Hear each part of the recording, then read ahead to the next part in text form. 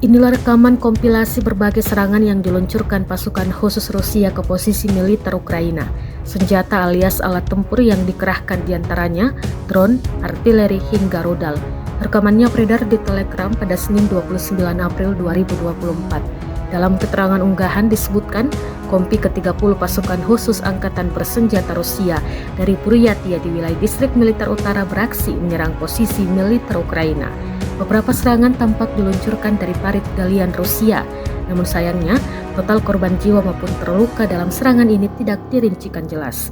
Diketahui pula Selasa 30 April 2024, perang antara Rusia dengan Ukraina telah berlangsung selama 795 hari sejak serangan pada Februari 2022. Menurut laporan terkini, Rusia masih gencar menyerang beberapa wilayah Ukraina menggunakan roket dan artilerinya.